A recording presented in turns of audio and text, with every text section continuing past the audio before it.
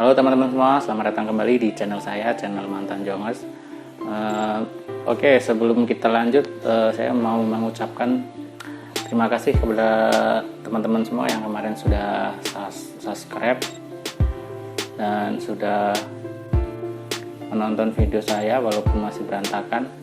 Waktu video ini dibuat sudah 460 tayangan ya, sama 100 subscriber. Oke, terima kasih teman-teman. Semoga kedepannya channel ini akan berkembang dan semakin maju, gitu aja. Pembahasan kali ini sesuai judulnya, dulunya dorong gerobak, alhamdulillah sekarang sudah bisa naik gerobak. Ikuti terus.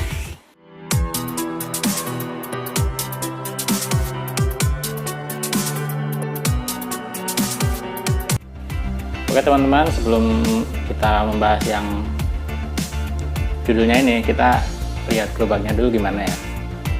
Gak apa-apa ya, kita lihat gerobak dulu. Saya masih punya satu gerobaknya di belakang rumah mertua saya. Oke, kita lihat gerobaknya dulu.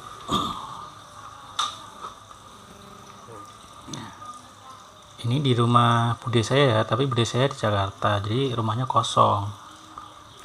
Dulu dipakai nenek saya, tapi nenek saya sudah meninggal 4 tahun yang lalu. Jadi sekarang rumah kosong. Tuh lihat. Kalau masih baru ini gerobak terbaik ya.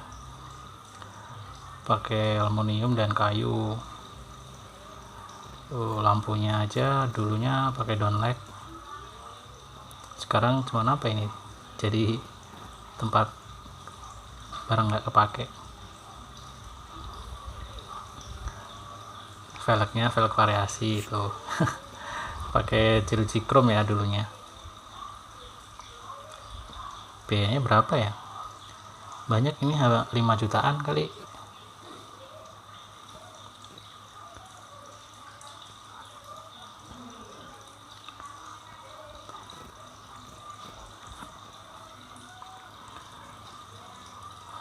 Pengennya direstorasi sih, cuman belum punya tempat buat pajangannya. Biar apa ya, biar keinget lah dulunya siapa gitu. Ntar anak-anaknya juga biar tahu, oh ayahnya itu dulunya begini, cari uang susah gitu kan.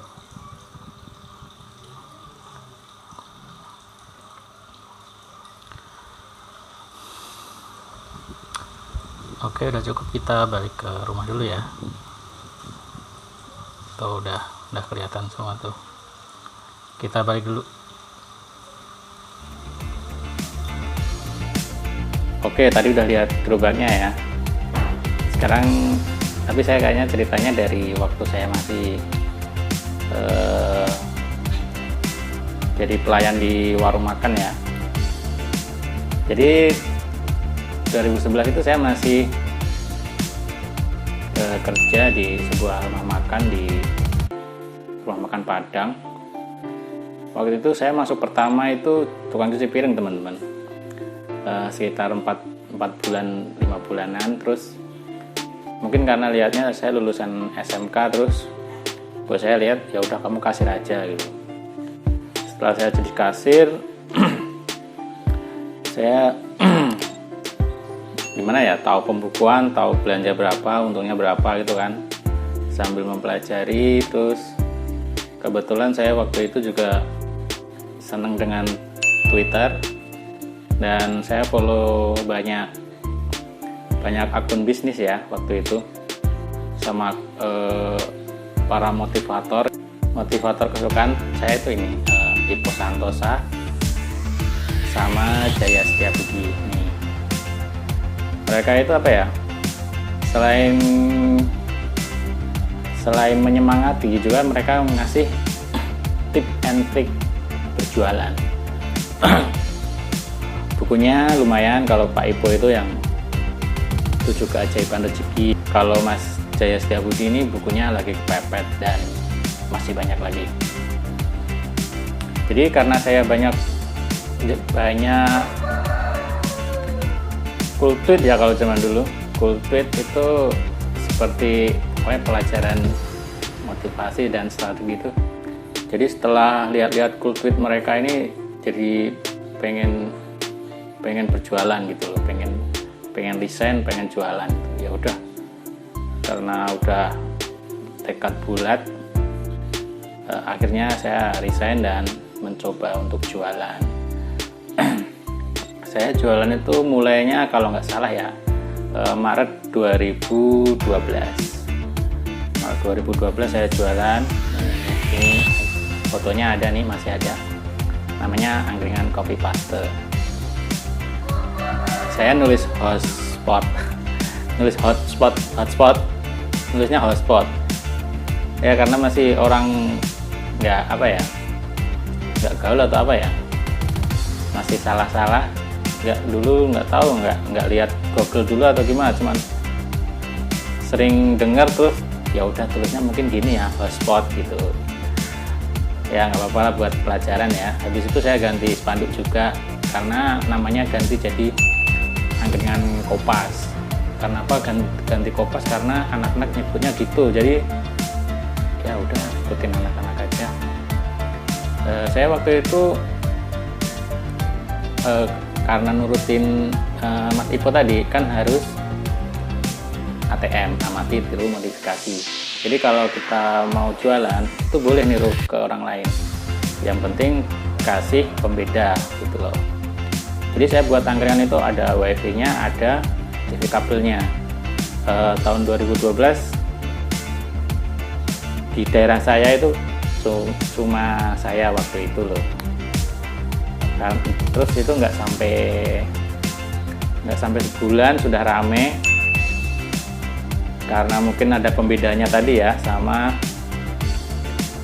angkringan saya nggak pakai nasi bungkusan nasi kucing itu ya, tapi pakai magic jar, jadi nasinya selalu hangat, sama pakai piring gitu. Terus berjalan saya buatin akun Twitter namanya angkringan kopas nih, followernya lumayan. Tapi waktu itu karena apa ya, jadi kalau kita punya akun dagangan ya, akun sosial media, itu nggak melulu kita harus jualan di situ. Jadi konten saya itu waktu itu modusin orang nih. Jadi kalau ada cewek yang yang nyantol terus dimodusin, kalau ada cewek nyantol dimodusin. Jadi di retweet terus, lama-lama follower saya ada 1.000 lebih ya. Ada 1.000 lebih. Itu karena itu tadi konten saya modusin orang cewek-cewek ya. Tapi nggak serius, cuma intinya buat konten. Cowok-cowok juga paling, kalau cowok kalau nyantol paling saya balasnya 1-2 kali, 3 kali. Kalau cewek berlanjut terus. Ya begitu kontennya. Jadi konten saya kayak gitu terus, kan jadi penasaran pada ini angkringan apa sih. Ya sampai sebulan sudah untung, terus nggak sampai setahun saya buka lagi Kopas 2 ini di mungkin sekitar nggak sampai 1 kilo dari yang lokasi 1. Lokasi 1 kan di depan pasar ya, di Emperan. Yang lokasi 2 ini deket PLN, yang deket Pemda lah, lebih dekat ke Pemda. Terus di sana juga nggak lama jualan langsung untung juga, karena saya di sana juga bawa TV juga. Terus TV-nya juga lumayan gede, 32 in ya, angkringan bawa TV 32 in gitu loh. Terus waktu itu kan di putaran Pemda ya, jadi mungkin lebih dikenal di sana juga. Waktu yang pertama buka itu cuman yang jualan saya sendiri, terus sama yang masak satu. Yang masak waktu itu ibu saya, tapi karena saya sudah bisa bayar orang, terus kakak saya yang masak. Anaknya bude saya yang masak. Terus pas buka 2 itu gantian yang masak adik kandung saya. saya tambah 2 karyawan, jadinya 3 karyawan ya, yang angkringan 1, angkringan 2 sama yang masak. Waktu itu masih sangat normal dan saya sudah lumayan, kok untungnya lumayan juga. Terus saya mikir-mikir, jadi pikiran saya itu cuman bagaimana saya buka usaha yang banyak gitu loh, tapi manajemen timnya saya belum sama sekali belum ada ilmunya. Waktu sudah berjalan hampir 2 tahun, saya buka lagi pecel lele, sampingnya Kopas 2 yang angkringan 2 itu, sampingnya saya bukain pecel lele. Ini fotonya nih. Konsepnya juga harus beda ya dengan yang lain. Ini namanya lele doer, Kenapa saya kasih nama lele doer? Karena apa ya? Kan waktu zaman sekarang itu yang pedes-pedes itu loh. Tapi kalau orang lain nyebutnya setan, jadi kayak ceker setan, bakso setan atau apa setan. Kalau saya kasih namanya lele doer. Jadi intinya habis makan doer mungkin gitu ya. Itu saya harus nambah, itu yang jualan harus 2, kalau yang lesehan itu harus 2 orang sama tambah yang masak 1, jadinya saya punya 6 karyawan. Yang lele doer itu belum jalan, tapi keuntungannya cuma bisa buat bayarin 3 karyawan yang masak sama yang jagain yang lele tadi. Belum untung banyak. Terus karena saya nggak bisa memanajemen tim, jadi apa ya, yang lele yang emang berat kerjanya, soalnya bongkar pasang tenda ya. Terus kalau anak-anak muda itu mungkin risih ya, kalau jualan terus jualan pinggir jalan, dorong-dorong gerobak itu mungkin risih, jadi terus pada nggak betah, paling sebulan 2 bulan gitu. Sudah mau bisa terus berhenti, alasannya nggak jelas, padahal ya juga butuh duit. Tapi mungkin mereka nyarinya yang nggak kasar mungkin ya, kerjaannya nggak kasar. Sebenarnya nggak kasar sih, cuman itu kalau menurut pandangan saya untuk anak-anak muda suruh dorongin gerobak yang mungkin malu kalau temennya lihat atau apa gitu ya. Jadi kelemahan saya di situ, saya nggak bisa memanajemen tim. Waktu itu banyak gonjang ganjing ya, 1 keluar 1 masuk, 1 keluar 1 masuk. Kalau belum ada yang masuk, saya harus nombokin waktunya. Ya ampun, nombokin waktunya. Kalau yang di angkringan sih sudah biasa, saya udah hampir 1 tahun jualan sendiri. Kalau yang di pecel lele itu udah bongkar pasang tenda, terus ya pokoknya lebih ribet. Terus habis, karena saya udah capek tenaga, capek pikiran, saya memutuskan yang lele ini saya hentikan dulu. Karena apa ya, karena saya nggak kuat nombokin waktu terus. Jadi kalau ada yang libu 1 kan saya harus ngikut jualan yang itu. Nggak kuatnya apa, karena saya harus ngontrol yang angkringan 1, ngontrol yang angkringan 2, bagaimana di sana habis atau enggak. Kalau enggak kan ntar makanannya saya oper, kalau yang sini habis, yang sini belum, makanannya saya oper begitu. Tapi kalau saya jualan sendiri ya susah ngontrolnya, ngoper-ngoper makanannya susah. Terus yang lele itu saya hentikan dulu karena saya udah nggak kuat tenaga. Sebenarnya bukan karena soal keuangan, tapi tenaganya itu susah banget nyari. Jadi pelajaran buat saya saya kira lebih sulit memanajemen tim untuk yang kerja di lesehan-lesehan atau di pinggir jalan yang dorong-dorong gerobak. Itu saya kira lebih sulit daripada ngatur tim yang kayak kerja di konter atau di sebuah, pokoknya yang intinya yang di ruko-ruko itu ya.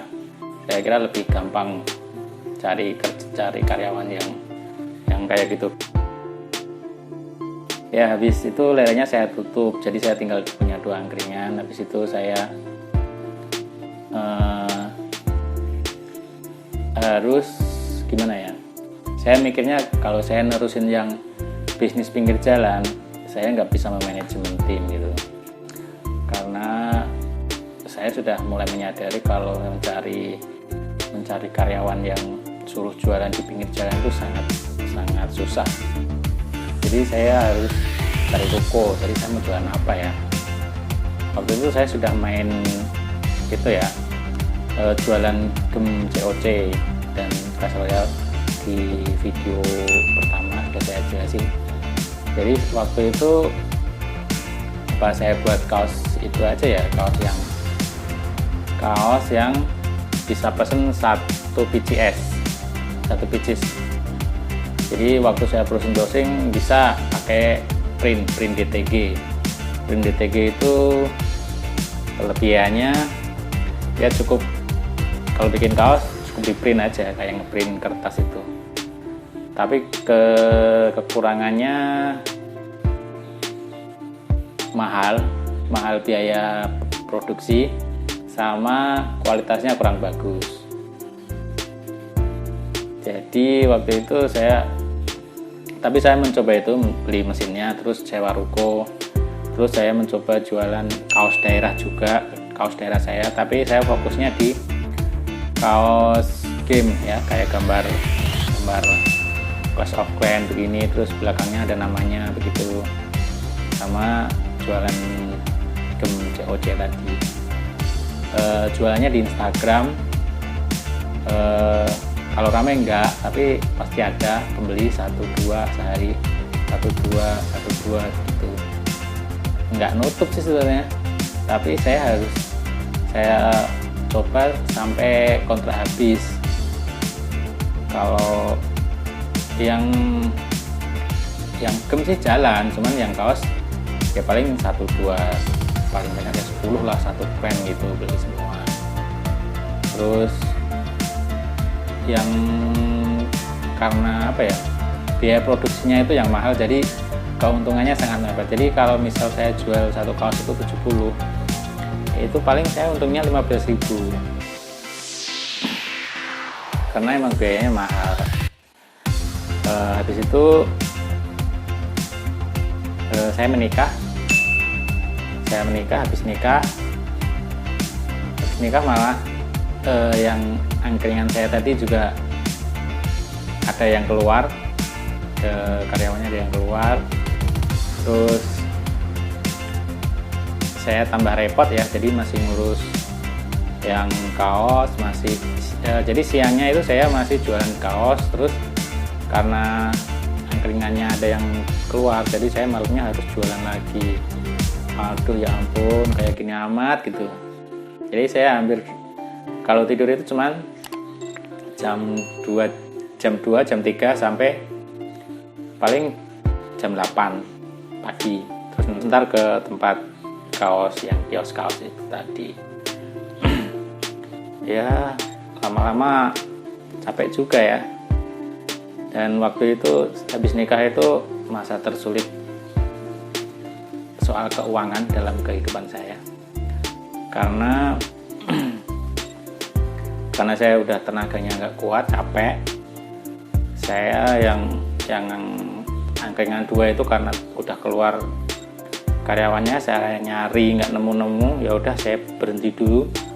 Terus tinggal 1 yang kopas 1 tadi, kopas yang pertama tadi. Terus saya masih jualan kaos juga, tapi waktu itu keuangan udah kacau ya, jualan cuma 1 gerobak, terus kaos juga belum jalan ya kan, angsuran masih banyak. Jadi waktu saya habis nikah itu di telepon bank sering, BPJS nggak saya bayar berapa bulan ya waktu itu.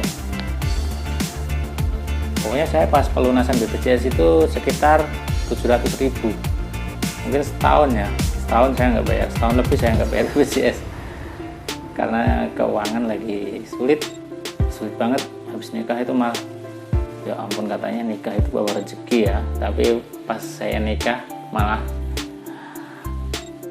rezeki seret. Ya mungkin cobaan kali ya, cobaan dari Tuhan yang Maha Kuasa. Biasanya begitu cobaan orang yang habis nikah itu malah ekonominya agak kacau. Terus kontrak kiosnya habis, saya mau perpanjang nggak ada uang, perpanjang ke kiosnya nggak ada uang, ya udahlah, saya jual aja tuh mesinnya, saya jual, kaosnya seadanya saya jual.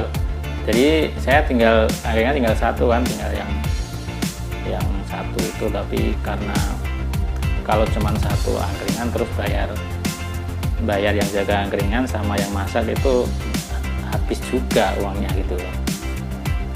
Saya pikir-pikir, terus waktu itu ke game COC saya sudah lumayan laku, jadi kalau cuman ngasilin 100.000 per hari insya Allah bisa saya. Terus saya tanya istri saya, mending yang angkringan ini sekalian tutup aja, soalnya apa ya, cuma nggak ada hasilnya, karena bayar 2 orang satu angkringan, misal keuntungan bersih 100.000, buat bayar 2 orang kan habis, jadi saya nggak ada sisanya, paling sisa sebulan berapa, paling 500 atau berapa gitu ya. Ya udah, mending berhenti sekalian. Terus istri saya waktu itu menyetujui ya, jadi saya ikhlaskan waktu itu gerobaknya saya jualin, masih ada satu gerobak yang tadi itu yang angkringan pertama yang tadi itu. Terus saya fokus di top up game COC Clash Royale gitu, di Instagram juga.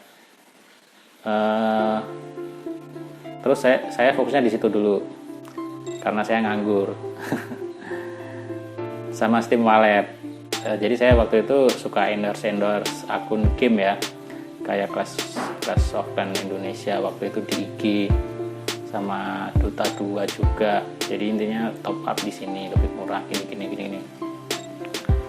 Ya alhamdulillah waktu itu bisa buat bayar cicilan. Jadi saya yang kaos itu, saya itu ngutangnya 2 tahun, baru jalan setahun sudah bangkrut.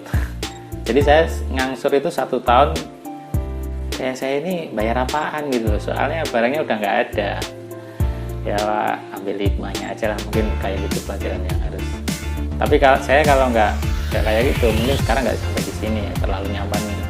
Mungkin saya terlalu nyaman di itu ya, di lesen gitu mungkin. Kalau lesennya laku. Karena saya udah IG lumayan laku ya waktu itu, terus saya kembali membuka Facebook, padahal saya waktu itu sudah nggak main Facebook sejak 2010-an mungkin. Terus saya buka lagi 2015-an ya kali ya, saya buka Facebook lagi. Terus intinya saya masuk Facebook itu mau jualan top up game tadi. Waktu itu kan yang lagi ngehit kan Clash Royale ya, mau PUBG itu belum ada, Mobile Legends mungkin juga belum ada ya waktu itu. Saya buka Facebook, terus saya masuk grup Clash of Clans, Clash Royale. Terus saya juga bikin grup lagi namanya Turnamen Clash Royale Indonesia, tapi sekarang udah ganti jadi Clash Royale Indonesia, karena yang Clash Royale Indonesia yang pertama sebelum saya ada itu udah keblokir, jadi namanya saya ganti Clash Royale Indonesia. Membernya lumayan ya sekarang, 240.000. Jadi saya di Facebook itu walaupun bukan yang paling terkenal, tapi sudah ada yang banyak yang kenal. Banyak yang kenal karena saya punya grup itu. Terus saya mencoba jualan di situ, nggak laku. Game COC udah nggak laku. Mobile Legends muncul, terus saya coba cari gimana sih cara top up Mobile Legends gitu waktu itu lewat web ya. Terus diajakin Rekber, saya dulunya juga nggak tahu Rekber itu apa. Saya browsing, oh ternyata Rekber itu gampangnya penengah ya. Jadi akun Jadi di grup saya itu kan membernya banyak, ada yang terus ada yang jual beli cari akun ini, beli akun ini. Saya yang jadi rektor siapa? Biasanya adminnya atau moderatornya. Waktu itu kan saya yang buat, jadi saya adminnya. Diajakin rektor, Pak bantuin rektor dong. Rektor itu apa ya? Saya browsing dulu, oh ternyata penengah. Jadi intinya rektor itu kalau ada yang jual beli akun, uang dari pembeli masuk ke saya dulu, terus akun dari penjual masuk ke saya amanin. Habis saya amanin, saya kasih akunnya ke pembelinya, baru uangnya saya kasih ke penjualnya, begitu. Waktu dulu itu fee-nya sekitar 10k-an ya. Kalau harga 100-an itu fee-nya biasanya 10k, kalau 200 ya 20k. Begitu. Kalau saya dulu begitu. Ya lumayan ada tambahan juga. Tapi akhirnya sama ini, Pak kalau fee-nya bayar pulsa gimana? Saya pulsa buat apaan ya? Pulsa dulu kirain nggak laku itu loh pulsa, cuman buat telepon, pulsa buat apaan? Saya nggak biasa telepon. Kalau kuota paling butuhnya sebulan sekali. Oh ternyata bisa dijual ya pulsa itu. Waktu itu saya juga ngumpulin pulsa. Setelah saya tahu saya ngumpulin pulsa dari mana? Pulsa dari anak-anak yang, jadi kalau di dunia game ya, pulsa itu sebagai alat pembayaran kebanyakan. Karena apa? Karena yang pemainnya anak kecil, 50% anak kecil pemainnya, belum punya ATM. Terus mereka kalau mau beli diamond, beli apa, itu biasanya bayar pulsa di mana Kak, bayar ini gimana? Ya udahlah, di situ saya buka itu, jadi saya dapat pulsa murahnya dari situ yang saya jual di Shopee itu. Jadi pulsanya dari anak-anak game yang biasanya alat bayarnya pakai pulsa. Atau karena saya sekarang udah pensiun rektor ya, jadi biasanya nampungnya juga dari rektor atau dari yang penjual akun atau pembeli akun. Jadi mereka udah ada yang beli dari pulsa, terus pulsanya dikasih ke saya, terus diganti duit begitu. Makanya saya dapat Telkomsel, kayak kemarin Telkomsel 100 harganya 90. Itu saya belinya cuman di bawah 90. Dapatnya dari anak game kebanyakan. Selain rapper, saya dulu juga mainnya Bitcoin ya. Saya masuk ke grup Bitcoin, belajar sedikit-sedikit. Tapi saya nggak tahu analisa sama sekali. Saya waktu main cuman gambling ya. Tapi gamblingnya dulu itu lebih mudah dari sekarang. Kalau dulu itu waktu ada koin masuk ke Indodax ya. Indodax itu web tradingnya Indonesia, Indodax namanya. Kalau setiap koin masuk ke Indodax pasti nanti harganya langsung tung. Jadi nunggu momen aja, kalau udah di atas baru jual gitu. Saya dari situ juga berani buka investasi ya, 10%. Sebulan saya berani ngasih 10%. Iya, 10%. Saya berani ngasih 10% bunga. Waktu itu juga ada, karena saya udah dikenal ya, ada teman-teman yang invest juga. Mungkin saya dapatnya sekitar 20 jutaan investasi. Jadi saya ngiklannya gini, investasi bunganya 10%, uangnya diputar di trading Bitcoin begitu. Banyak yang masuk juga beneran 10%. Tapi waktu itu saya juga bisa bayar, karena waktu itu gampang tradingnya, nggak kayak sekarang. Saya cuma cari momen di mana koin itu mau listing atau mau masuk ke Indodax. Saya beli dulu mungkin dari web luar, terus nanti dikirim ke Indodax. Habis nyampe Indodax beberapa menit langsung naik gitu kan. Saya jual di atas, untungnya lumayan. Tapi nggak lama juga sih, habis itu Bitcoin drop itu kan. Bitcoin drop sampai harga berapa ya, 70 jutaan ya. Saya waktu Saya itu mainnya pas hampir nembus 200 juta. Satu Bitcoin 200 juta itu saya mainnya di situ, terus drop terus. Karena sudah permainannya sudah beda, saya udah nggak bisa nebak-nebak lagi. Ya udah, saldonya mending saya tarik semua, terus uang investornya udah saya kembalikan semua. Tapi masih ada yang nyantol di sih waktu itu sampai sekarang. Jadi mungkin sekitar 5 jutaan saya beli. Sekarang aslinya tinggal berapa? 500.000. Ya ampun, merosot banget, banyak banget. Tapi walaupun itu loss 5 juta ya, loss sekitar 5 juta, tapi saya waktu itu udah untung lumayan sih, sudah bisa bayarin yang kalau saya dapat 20 juta itu berarti saya harus ngasih 2 juta gitu ya per bulan. Waktu itu juga sudah kebayar semua, alhamdulillah. Sama saya pulsa aja saya investkan. Ini yang apa ya? Jadi saya ngutang nggak ngutang pulsa, tapi saya nggak ngasih bunga ya. Karena begini, misal gini, yang mau invest pulsa, yang punya pulsa banyak, misal 1 juta resell, harga pasarannya mungkin 800.000 ya, nanti sebulan lagi saya kasih 820, padahal saya jualnya 850, kan saya jadi minjem masih untung 30, kembalinya bulan depan ya. Jadi begitu, karena saya nggak punya uang, jadi saya harus pinter-pinter. Terus banyak marketplace kayak Shopee, Tokopedia, Bukalapak itu kan hampir barengan ya. Ini apa? Gimana cara jualannya? Saya masuk ke Bukalapak, jualan produk digital itu kayak nggak bisa. Masuk ke Lazada bisa sih, cuman waktu itu katanya harus ada tinggalan 500.000, tapi nggak tahu sekarang. Kalau dulu saya pernah dengar begitu. Ya udahlah, 500.000 nanti kalau bisa buat saya puterin dong kalau harus ditimbun di situ. Tapi ada waktu itu ada buyer yang Min, kenapa nggak jual di Shopee? Terus saya tanya, emang bisa jual di Shopee? Bisa, saya kemarin beli di sana tapi harganya mahal. Lebih murah Mimin, kalau Mimin dijual di sana mungkin akan laris. Saya waktu itu belum download Shopee ya, karena saya sudah coba di Bukalapak.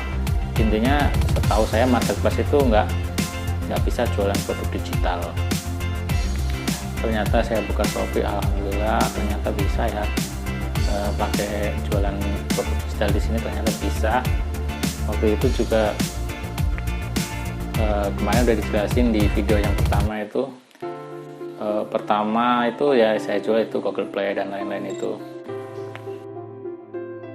Mulai besar di Shopee yang omset sebulan itu yang kemarin sudah saya bahas sampai alhamdulillah sekarang itu yang tahun pertama saya sudah bisa beli mobil, tahun kedua saya bisa beli rumah, bangun rumah, tahun ketiga nggak tahu besok, itu kan Juni ya, tapi besok Juni nggak tahu berapa omset saya ya, semoga aja lebih dari yang kemarin ya. Udah ya, udah selesai semua. Oke, segini dulu cerita saya, semoga bermanfaat. Kalau masih belibet ya memang baru 2 video, jadi mohon maaf. Sama kalau ada pertanyaan bisa komen. Oh ya, kemarin ada yang itu modalnya berapa di Shopee gitu. Kalau waktu pertama ya nggak banyak, saya cukup punya nggak nyampe 5 juta mungkin, karena penjualan juga baru itu kan, omsetnya baru 500-300. Tapi kalau sekarang dengan omset segitu saya harus kalau misal perputarannya kan misal 30 juta per hari ya, jadi paling nggak saya harus punya 60. Uang yang jualan kemarin baru cair sekarang, jadi sebelum uang cair itu saya harus punya uang untuk jualan di Shopee lagi gitu. Jadi minimal saya harus punya 60-70.